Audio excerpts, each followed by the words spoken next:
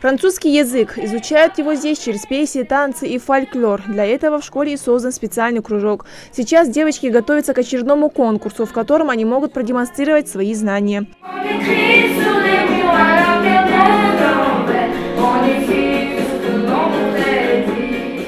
Пока в кабинете французского царит веселая атмосфера, в школьной библиотеке тишина. Дети вовсю готовятся к мероприятию, посвященному творчеству ингушского поэта Кирихана Гагиева.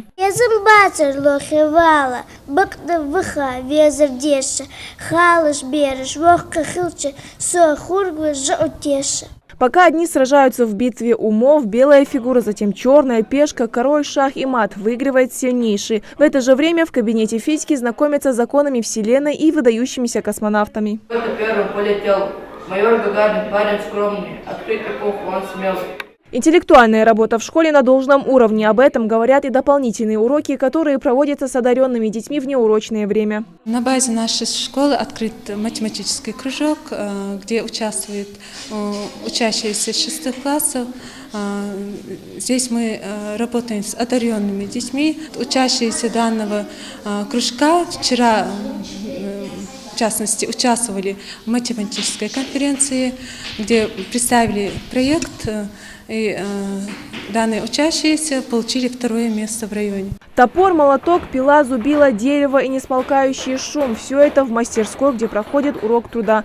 Здесь мальчики занимаются чисто мужским делом. Мастерят из дерева столы и стулья. Мастерская по сравнению с другими. Нам повезло с учителем, с Ахмедом Исламовичем. Вот, много интересных вещей делаем.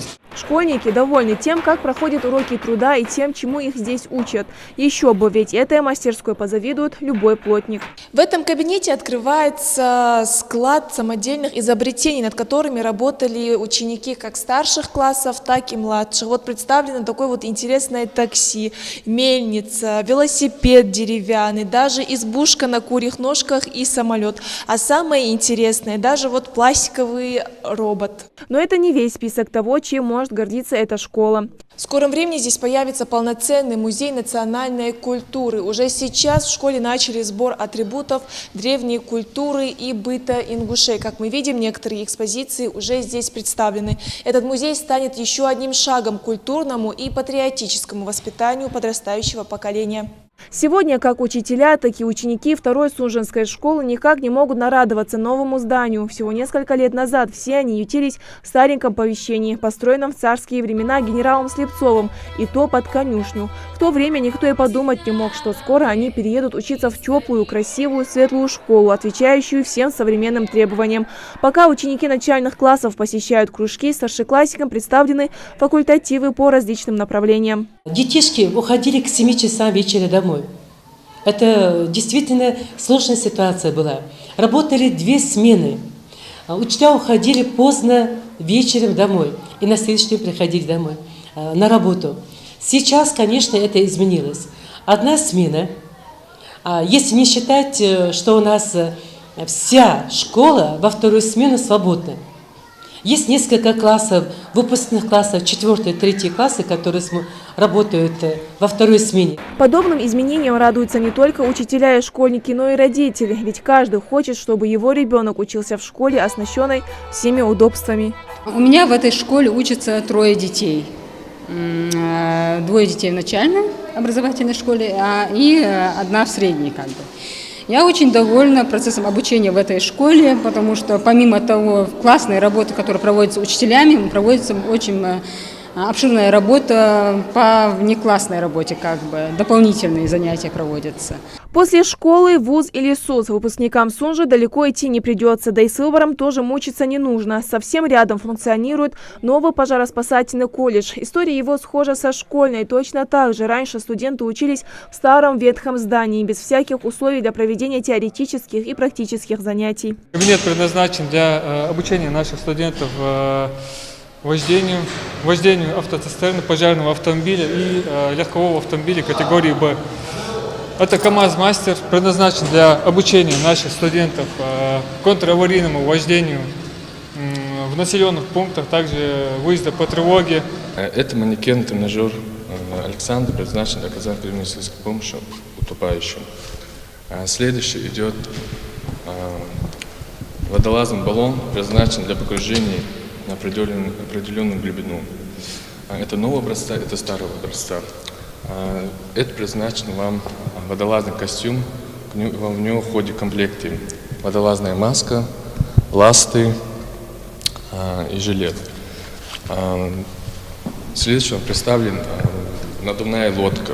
Сегодня для студентов созданы все условия, лишь бы учились. Учебным процессом ребята довольны, ведь даже лекции у них проходят интересно. Практики учхан, просто даже извлекать, вышка, спускаю, лекции жазу, теорию учхан. Интересно, был безум больше. Да, вот здесь безум больше. Высшее образование есть, вот здесь это. Пока молодые люди слушают лекцию о том, как спасать из-под завалов пострадавших, девочек обучают медицинскому делу, как оказывать первую помощь, да и вообще получают углубленные знания по медицине. У нас очень много условий для этого. Мы можем практиковаться на наших муляжах. Также выезжаем на другие регионы. Вот недавно были в Пятигорске, тоже выступали «Человеческий фактор».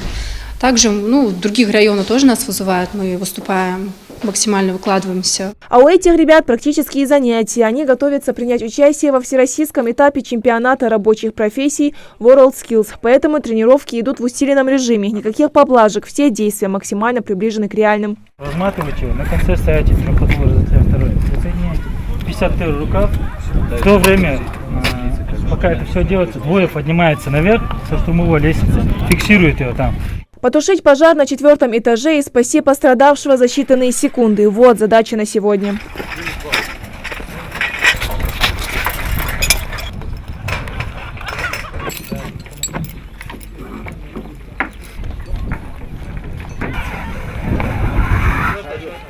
Счетик, я говорю.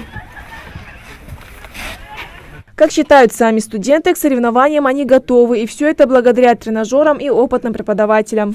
На практике значительно больше дает знания, так как мы в процессе практики обучаем намного больше, чем теоретическим занятиям. Новое здание для пожароспасательного колледжа построено всего год назад. За этот период студенты успели повысить свои навыки и заявить о себе на более масштабных соревнованиях. Отделения такие, как пожарная безопасность, защита в ЧС, правоохранительная деятельность, сестринское дело и преподаватель начальных классов. Сейчас, как потеплело, мы больше стараемся значение придавать практике. И раньше тоже практике. Раньше у нас не было таких условий, как сейчас. Сейчас у нас есть прекрасные лаборатории, где мы можем обучать практическим знаниям. И наши студенты уже приобретают навыки своей специальности. Все достижения колледжа отметил в своем послании Народному собранию и глава Ингушетии Инузбек Кивкуров. В апреле 2017 года состоялось торжественное открытие нового здания пожарно-спасательного колледжа.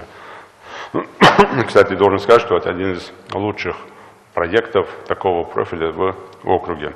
Одним из приоритетных направлений в своем послании глава обозначил образование. За последние годы в регионе открыто множество образовательных учреждений. Теперь перед Республиканским министерством образования поставлены новые задачи, над решением которых им необходимо будет работать в течение 2018 года. То, что глава очень много внимания уделил в своем послании системе образования, это не случайно. Под воспитание нашего подрастающего поколения это всегда было и остается приоритетным направлением. К примеру, если говорить о развитии системы образования, то в прошлом году за счет реконструкции старых и строительства новых объектов мы построили 20 школ. В 2018 году мы закладываем 18 объектов в сфере образования. Это 8 школ и 10 детских садов.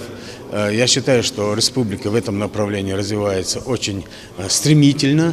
И в своем послании глава поставила ряд конкретных, я бы сказал, очень важных глобальных задач на этот год. И заверяю вас, что все эти задачи будут исполнены. Одной из главных задач в сфере общего образования на ближайшие годы остается ликвидация двухсменки в школах и переход в одну смену. Так, в 2017 году в регионе завершено строительство 7 дошкольных и 9 общеобразовательных учреждений. Индира Малкиева, Рамзан Миржоев, Новости 24.